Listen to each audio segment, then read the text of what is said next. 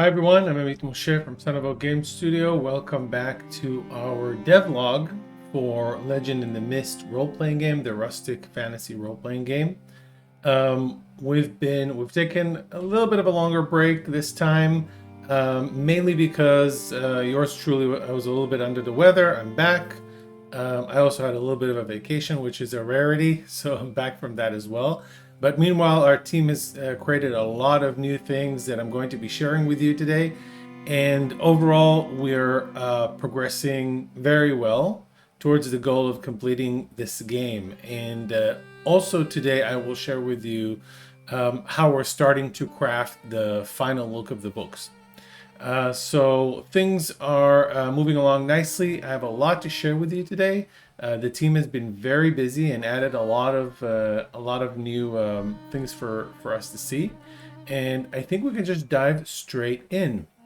The first thing I'm going to talk about today, which I'm sure everyone's going to be very happy about, is the magic systems. So magic systems are kind of the last part of the core book that remained undeveloped last time we talked. Ever since then, we've taken a big step forward with it. I'm going to kind of do a deep delve with you guys today into how magic is going to be working in this game and into how you can create very quickly your own magic systems and reflect them in this game. So that's really great. We're also going to talk a little bit later about some Bookcraft, as I promised. Now let's dive right in. So, as you know, Legend in the Mist works on a tag-based open engine, which means that you can create any action and anything you can describe in words is possible. This makes magic really easy to use on the one hand, but also we really wanted to kind of handhold people who are new to the engine, and this is a part of a greater kind of trend or a greater agenda that we have to really support people with this new open engine. And the chapter about magic system is really going to be talking about that. How do you use the tag system in order to create your own magic system? So just to give you an idea about, kind of like the core of how magic systems work in the game.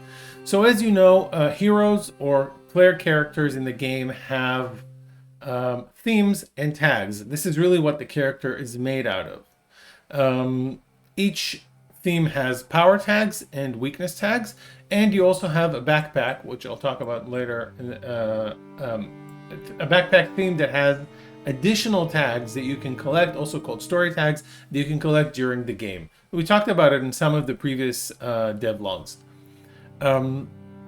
So in order to create a theme that represents your ability to use magic, and magic can be many things. It doesn't have to be spellcasting. It could also be potion making. It could also be your ability to transform into an ethereal form. It really can be anything. So kind of like the biggest, or let's say the simplest way of approaching it is just looking at what can you do with tags. And this is the first thing that we'll want to share with you. Later, we'll get into how you can build your own magic system. So here's a couple of things you can do with tags. Your main tag in the theme is going to talk about the general name or main ability of this form of magic.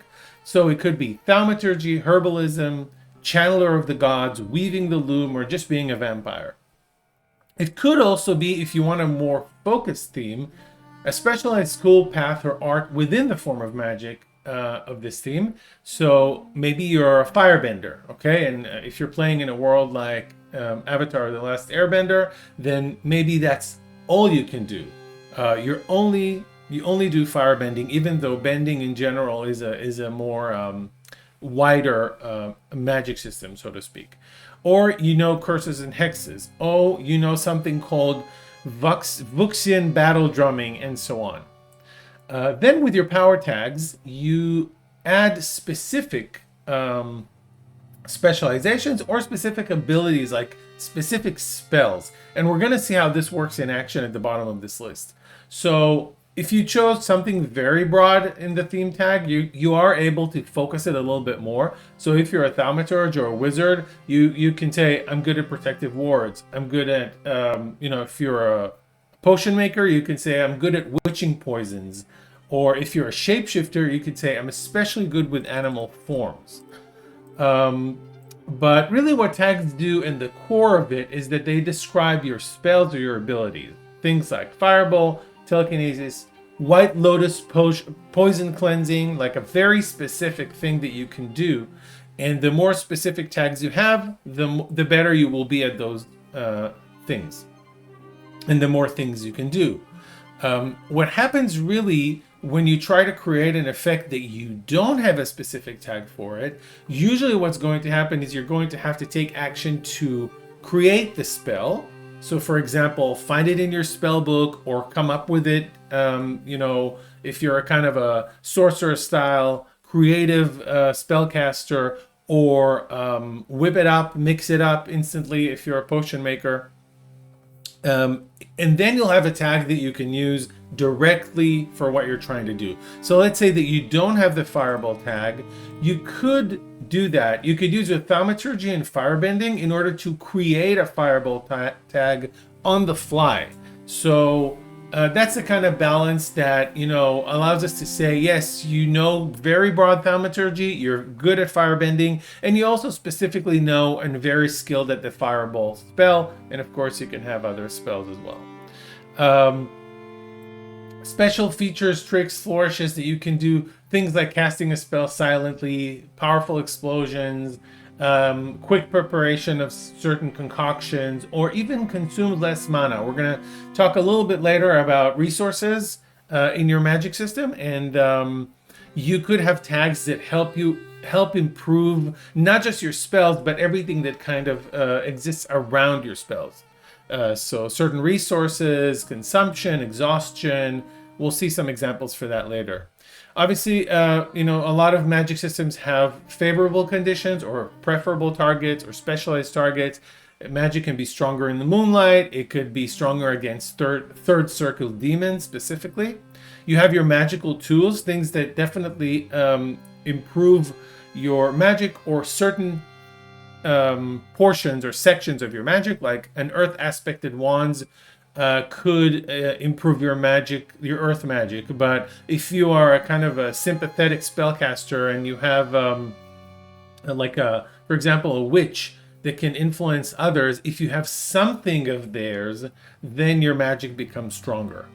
There are also related magical skills, okay? Things like magical research, experimentation, identifying magic, lore, and also general things that you can use your magic tags for, just things that you get out of being a magic user, spellcaster, magical being, and so on.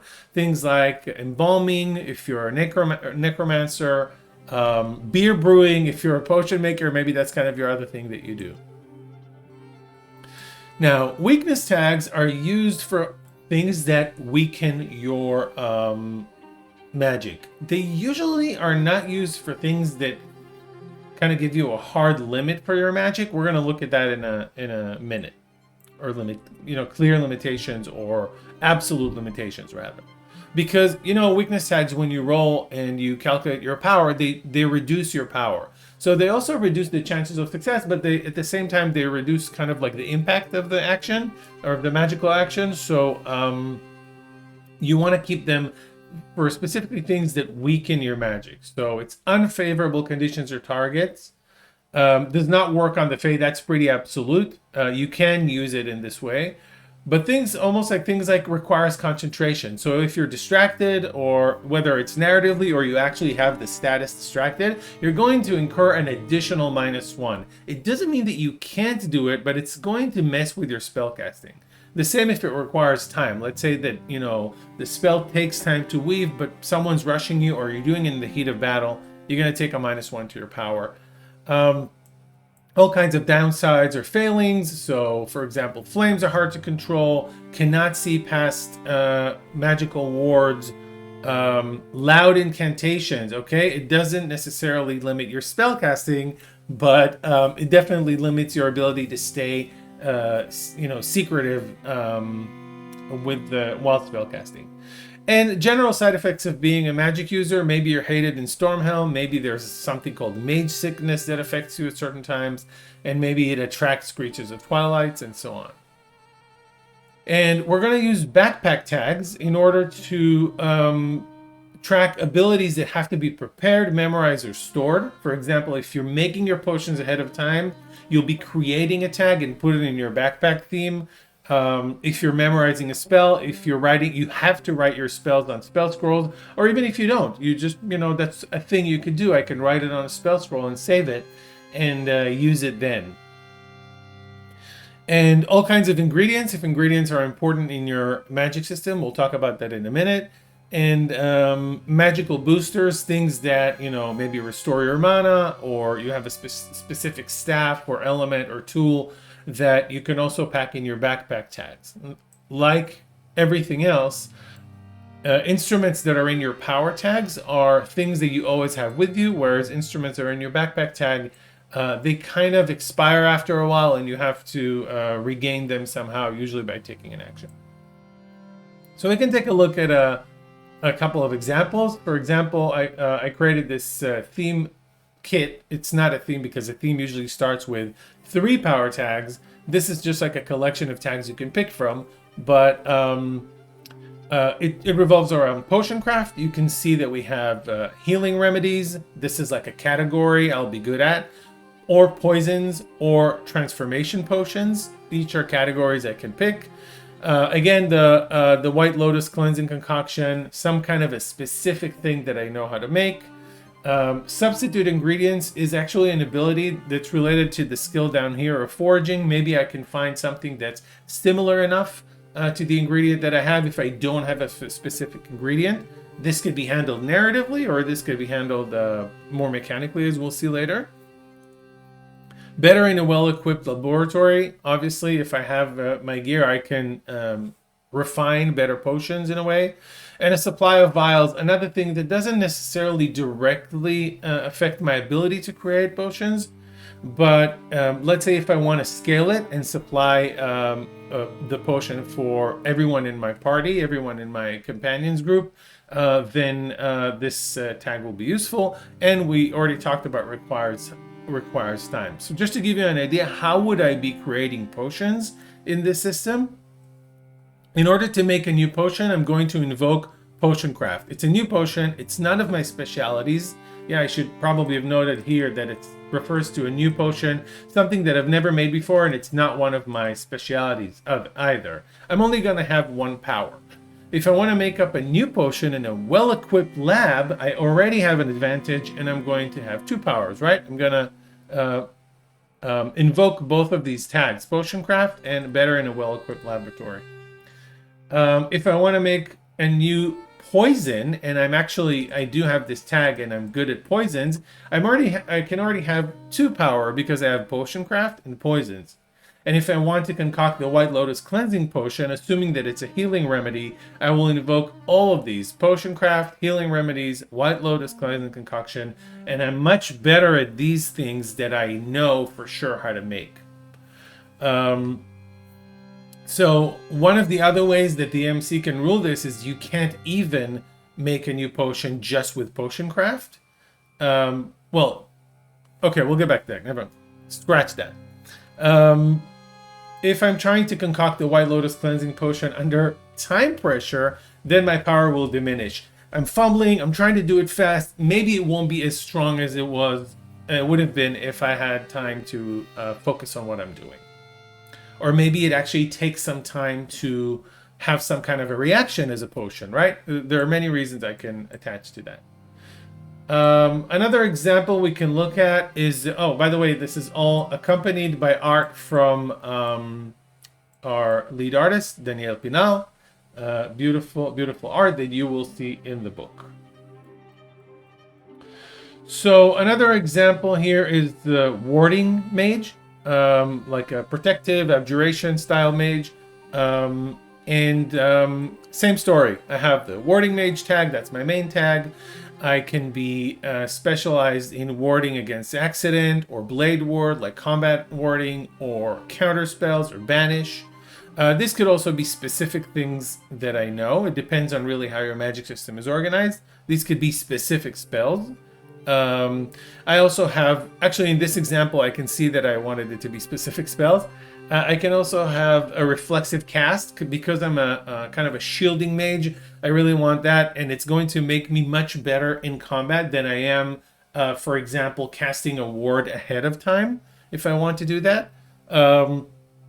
Maybe my wards don't last as long or something like that, so I'm going to really be good at blocking them in real time. Blocking things in real time. Sympathetic spell, that's another thing I could do. That's kind of a useful tag that will maybe help me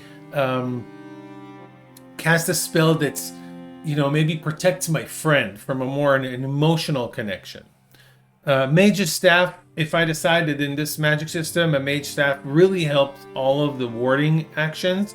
And here you can see we're starting to look at magical tools and how we visualize them and what is the kind of symbolism that's behind them.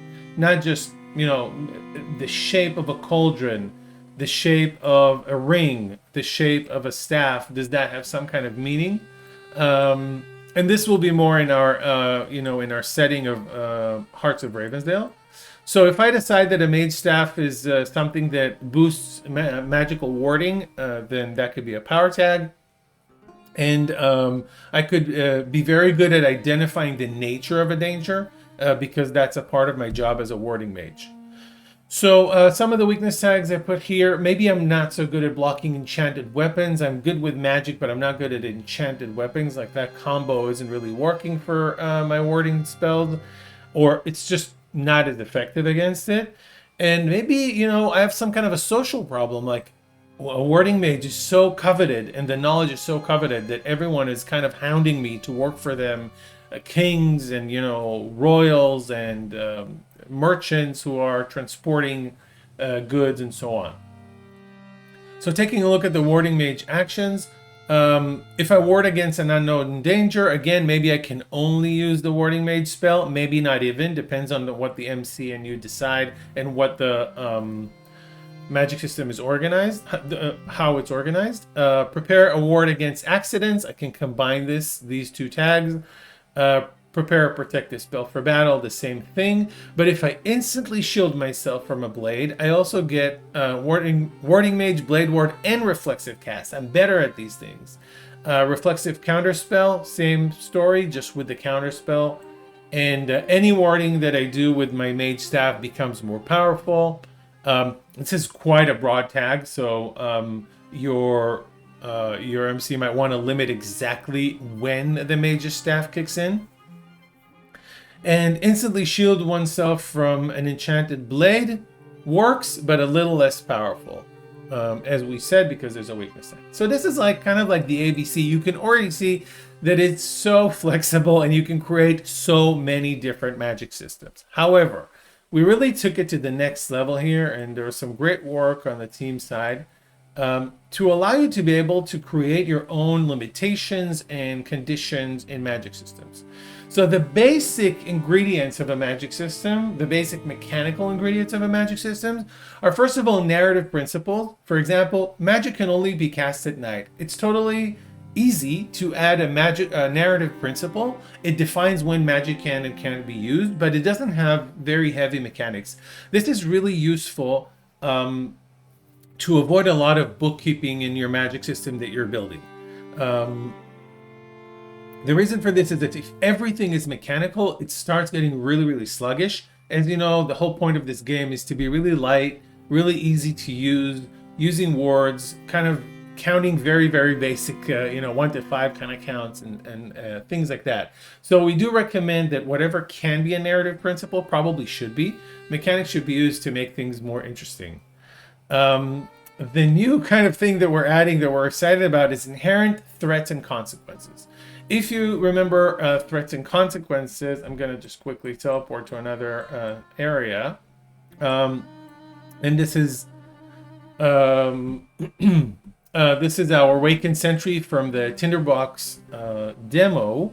So threats and consequences are these things that the MC announces the threat during the establish phase. and then if you don't block it, or if you rolled a miss, 6 or less, or sorry, if you rolled for consequences, 6 or less, or even 7 to 9, that consequence can come to pass. It can happen. And usually that's already a harder hit, what is called, used to be called a hard move, with some kind of mechanical consequences to it, or really bad narrative consequences. So this is a threat, and these are consequences. And we're using the same mechanic, and we're going to get back to that later. We're using the same mechanic in magic systems, okay? So you can actually say the threat is always there when you use magic. Magic can cause exhaustion, and the consequence is the magic user takes exhausted 3. So you can do a lot of things with these things. I'll show it in a minute.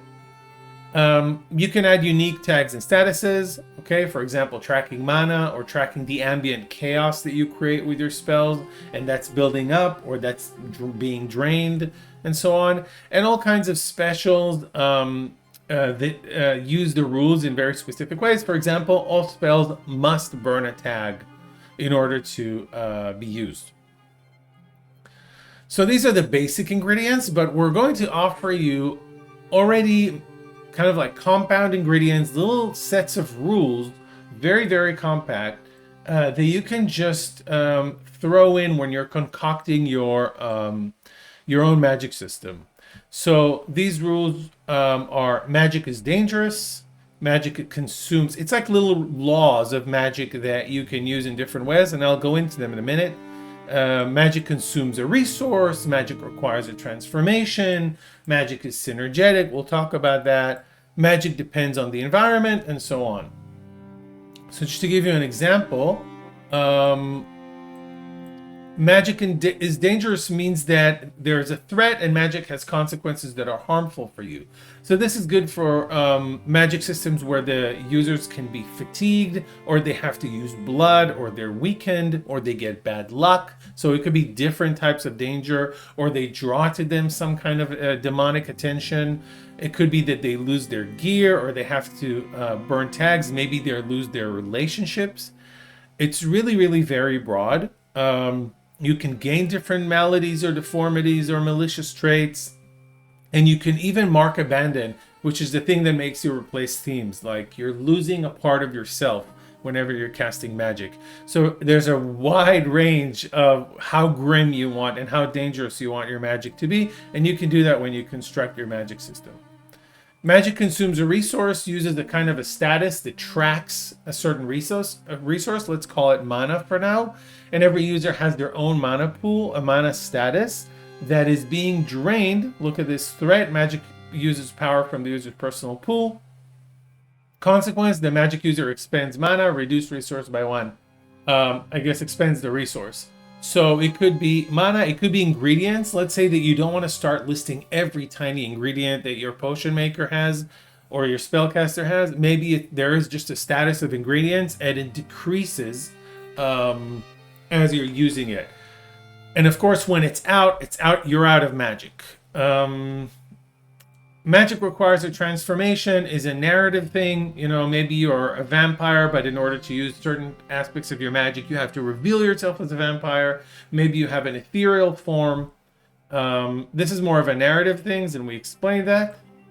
Magic must be collected, okay? You cannot use your magical themes and tags to create new magic whenever you feel like it. It's quite hard to create new spells, and therefore you have to collect those spells, either find them, research them, or discover true names of new demons, and it's a collectible kind of thing. Magic is fickle is more for deities, or for maybe something, kind of a magical weather. It could be good or bad. So there is a kind of a status that empowers your magic, but it's a polar status. It could also be negative. So for example, if you have your patron's favor, your magic becomes stronger. And if you have your patron's ire, the opposite, their wrath, their anger, whatever, then your magic becomes weaker. I'm still working on magic requires a ritual. So originally, one of our easiest suggestions was that a ritual is a track that you have to fill up, and when you fill up, it's completed. Another thing I'm looking at right now is ritual as journey. If you refer back to our video, our last video, where we showed journey as a kind of a series of little vignettes, maybe a ritual, if you want it very dramatic and drawn over like a whole scene, is something that you do with the same mechanic of vignettes. Magic is synergetic is kind of totally different. You can really take it in a really new direction, where your heroes' tags aren't spells, they're principles or elements or components. And in order to weave a spell, your player has to combine multiple tags. Just to give you an example, maybe it's a kind of potion craft that you really want to get into the nitty-gritty details. The exact opposite of what I said with magic consumes a resource, where you just want one status to see how much of ingredients does the spellcaster still have. Maybe that's not your thing. Maybe you want to do a super rustic ingredients-based magic system, and you create ingredients and what each one of them does. For example, this ingredient is a good medium to make something spread fast in the body, and this ingredient is weakening something, the next ingredient. And then in order to weave a spell, or in this case, in order to concoct something, the player actually has to combine the tags that create the effect they want. Another maybe clearer example to this, like there are many magic systems in other games that work on principles.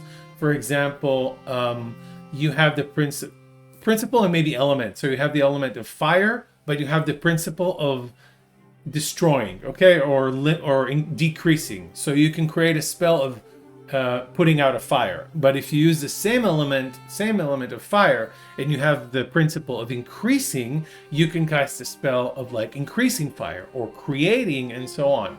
So magic is synergetic is really taking your system into like a very nitty-gritty place, but it also makes it feel like for the players like they're weaving the spells as opposed to just hitting the fireball button.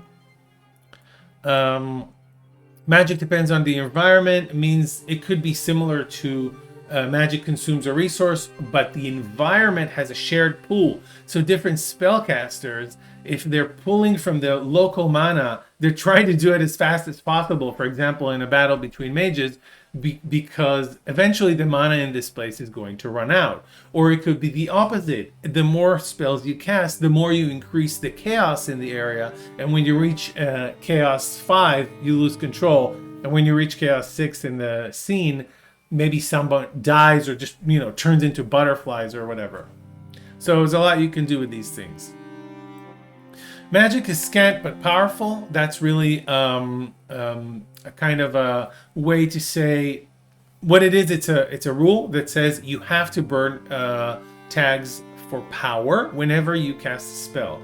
So you're not just burning a tag because there's a requirement to burn a tag. You're burning it for power, which means that instead of 1 point of power, you get 3 points of power from this tag. But you have to do it every time. So there are no, spells tend to. It's not that there aren't weak spells, but spells tend to be very powerful, but very few. This could work for a Vancian system. But we can look at that in a minute. Magic only works under certain conditions. If one breaks their oath, it doesn't work. Under a full moon, only works under a full moon. It only works against a hated foe. It only works when you can clearly be heard. These are general narrative things that you can add. And magic must be prepared. That's another cool one. This defines a magic system where there is no whipping a spell on the spot. You actually have to prepare all of your spells ahead of time during downtime as backpack tags. So you can only cast from your backpack tags unless you have certain cantrips, for example, that you have as power tags. So these are all those little ingredients that we've created for you. There may be more in the final version, but this is kind of like where it is at the minute. And I just want to show you real quick how we're going to create a bunch of magic systems really, really fast and know exactly how they work. So I talk about Avancian magic system. That's your Dungeons and Dragons usual. You know, prepare your spells, and you only have a few spells a day. So that's going to be pretty easy. We're gonna grab magic can be prepared and stick it here. Must be prepared. We're gonna grab magic must be collected. Oops, that's not the right one. Magic must be collected and put it here. We're going to grab, what was the other thing? Magic is scant but powerful. Okay, so really we're seeing a system where spells are single use unless you probably can memorize them more than once, but you have to memorize them during downtime. Spells have to be collected. You can't just come up with a new spell on the spot unless you do a lot of research. It doesn't happen. There's a set list, finite list of spells, and magic must be prepared. You have to cast spells from backpack tags, again, unless you have cantrips in your power tags.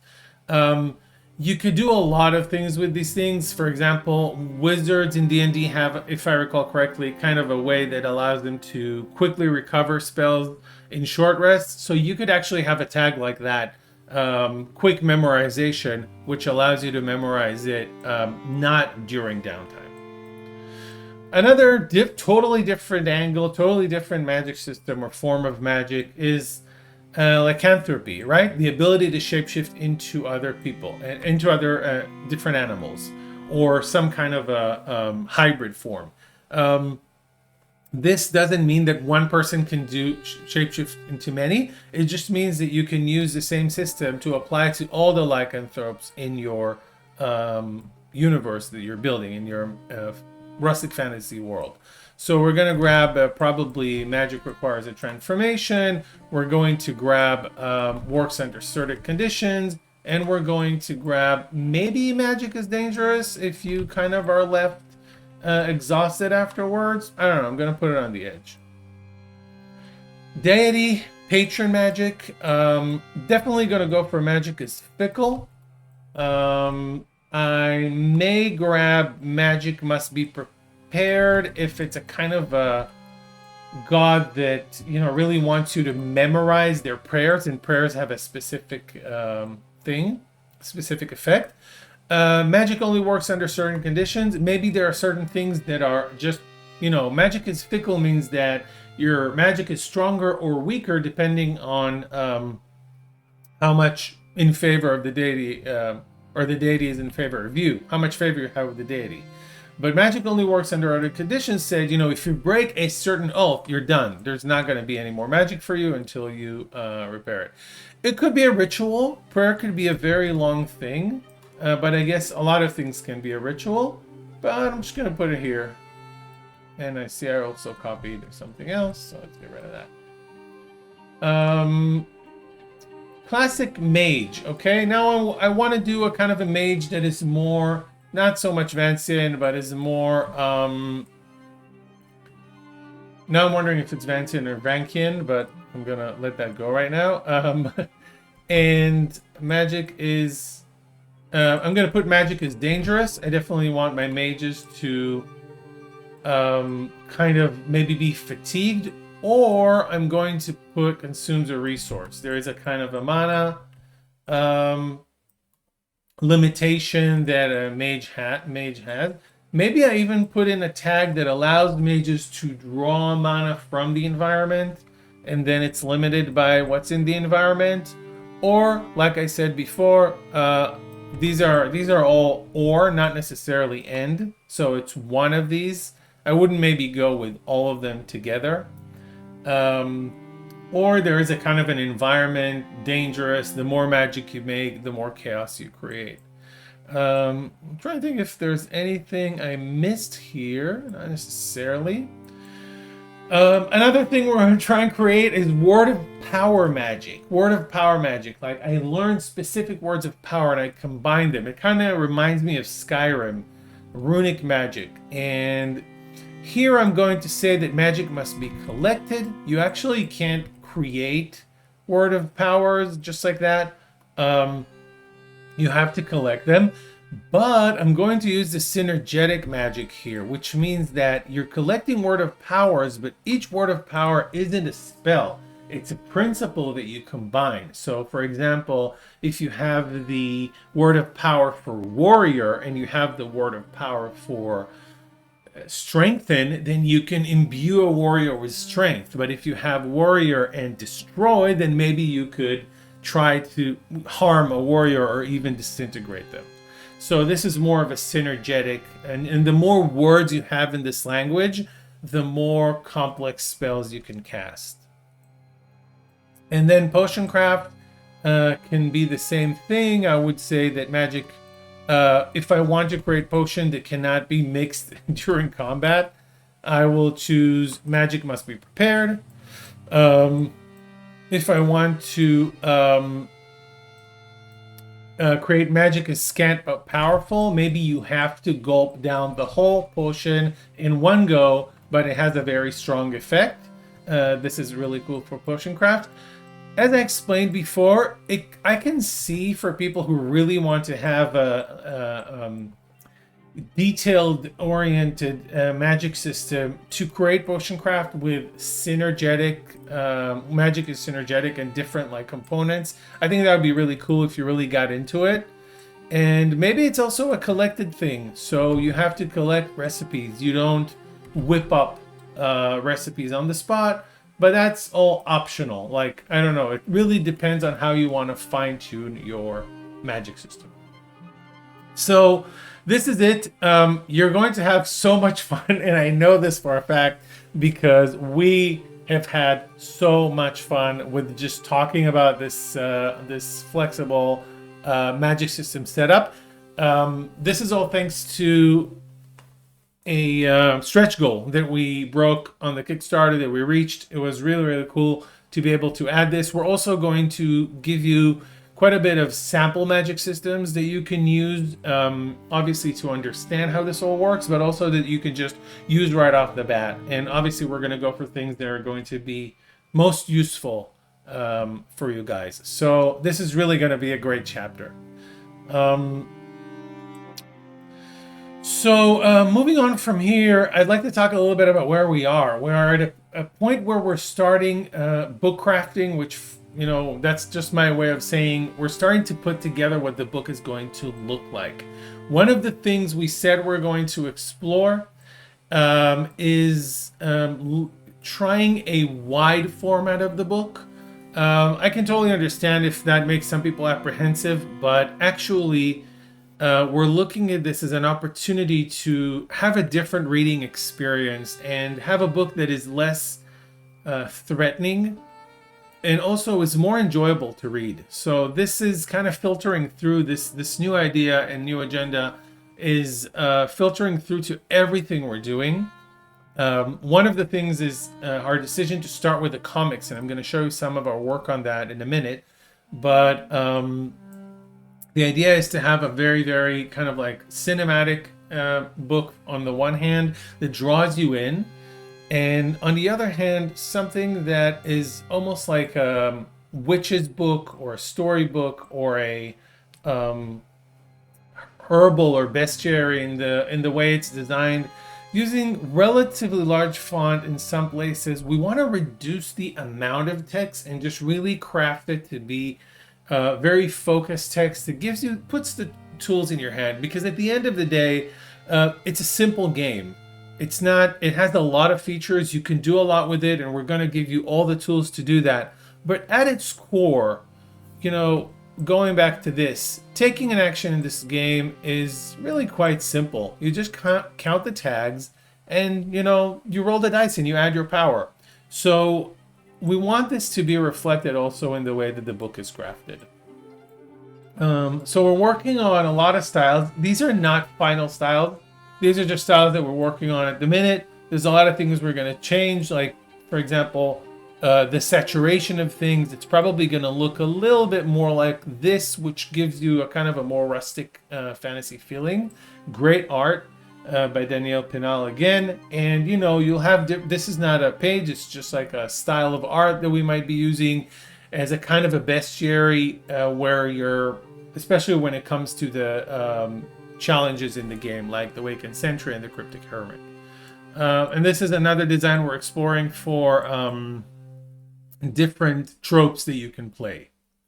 So this is coming along really nicely with the intention of pretty rapidly putting together the book once all the texts are finished. Hopefully in the next couple of months. We're really accelerating the kind of move towards final core book, because then we'll spend the rest of the time we have on the setting book.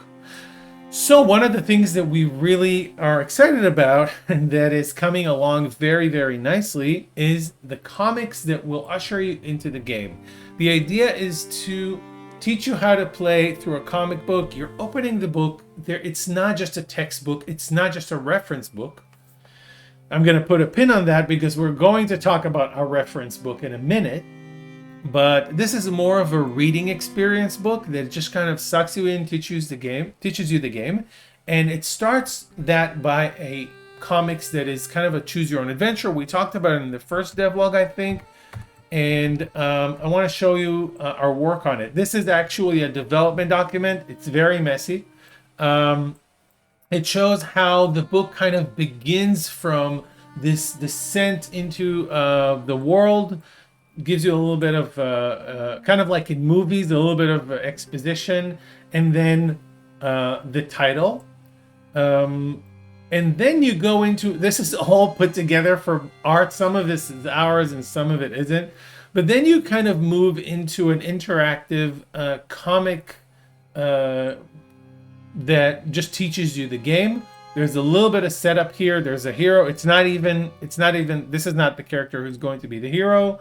That's going to be revealed later. But in each one of those pages, the story continues, but you also learn something in this kind of bottom shelf.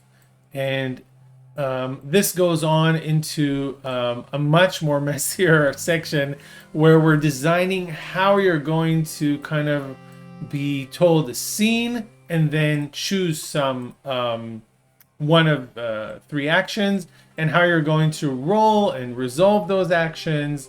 And we'll see. We're really this is written quite roughly at the minute, but we're moving through it pretty fast. You can also see the kind of complicated flowchart of a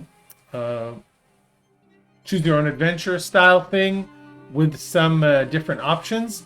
So this is a really exciting section. I am so thrilled to see this. Of course, backers are going to have access to this first as soon as we finish it, and you guys will be able to play through it and say, these are just references. You guys will be able to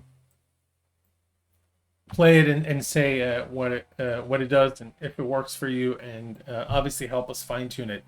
So super excited about what this book is going to become in the end. It's going to be this really pleasant to read, pleasant to hold, pleasant to introduce people to the game with.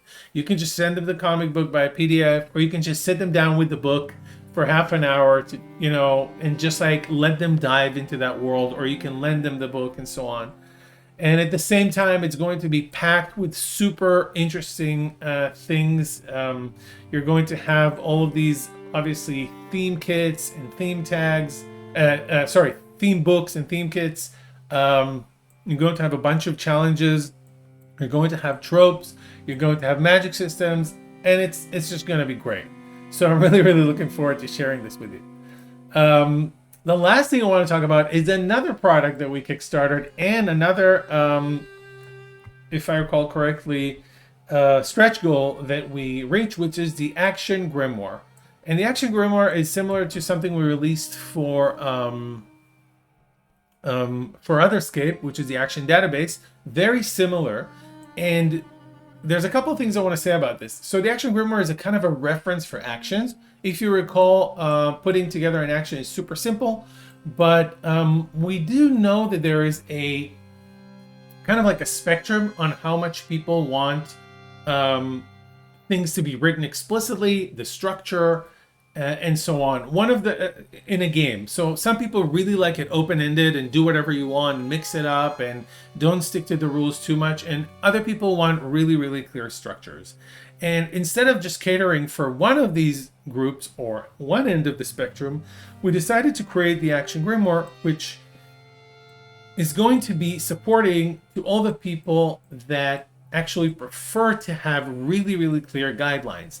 We on purpose didn't put it in the book. And the reason for that is that we want, like I said, to make the book, the core book, to be really welcoming and in its simplicity to newcomers. Our whole thing as a game company is to create games that are, just checking that we're still recording, games that are super welcoming. So the Action Grimoire is more of a supplement. If you're the kind of player, and I've encountered players that said to me, listen, this is a really cool game, but I cannot live without really clear structure, and I really respect that, and this is where Action Grimoire came out of. So what this reference guide does is basically a library of actions. If you want to take any kind of action in the game, you just go, you flick through it, you find that action, and it tells you exactly what to do. Like, here are the tags that you can use. Here are the tags that are going to weaken your action. Here are the outcomes, you know, what kind of status you can create out of it. And it's also a great reference for people who like to play freestyle, but it's not required to play the game. So, we're obviously adapting some of the actions that are similar to Otherscape, like attacking with a cold weapon that exists in both worlds, but we're changing all the tags to refer to rustic fantasy. And we're also, let me show you, we're adding some things that are unique or more highlighted in a rustic fantasy game. So for example, we're adding taming an animal, which can be done in different ways. And we're saying, okay, an animal can have an untamed or a tamed polar limit. It's a status that can go both ways, and if you want to push it in one direction, you first have to eliminate its negative side. So if an animal is untamed, you'll have to remove untamed and build up tamed. And if you build it up all the way, then you can actually have that animal as a companion. So this is what, you know, our internal document looks like. But I do want to show you also what it looked like in each one of those. Action is kind of a concentrated block in Otherscape, sorry. So the thing is that I'm sure a lot of people who like really light games are breathing a sigh of relief that this is not a part of the core game, and you don't really have to know or memorize these things. This is not rules as written. And at the same time, I'm sure there's a lot of people that really like structures and really like, you know, a little bit of guidance on how to take actions in the game. They would love to have this reference in the game. So the other document that I had ready here is just going back to what I shared in the first devlog, you know, the chapters of the core book, the telling, which is the comic book, then the hero, which is a player-facing chapter, then the narrator, which is a narrator-facing chapter, or MC, and then a lot of perils, which are challenges, and the book about magic and magic systems. So we really pretty much covered all of this over the past 2 months. We're really excited to start getting into Bookcraft and start shaping this into something we can share with you. And we're going to do it over the next couple of months. So stay tuned. That's all I have for today. Quite a lot for you guys to parse. I hope you take it in small portions. But it is also kind of the way we work. We kind of go in, we work on a lot of things, and then we come out with a lot of things. I know a lot of people prefer things to be more sporadic, but or rather more regular, but shorter or smaller bits. But at this point, this is what we're able to do, and we hope you're happy with what you're seeing, and we're pretty sure you're going to be happy with the final result. So thank you everyone for joining us for this devlog. I appreciate it a lot. I hope you enjoyed it, and stay tuned for more updates. Until then, I'm Amit from Son of Oak, and we'll be seeing you soon. Bye.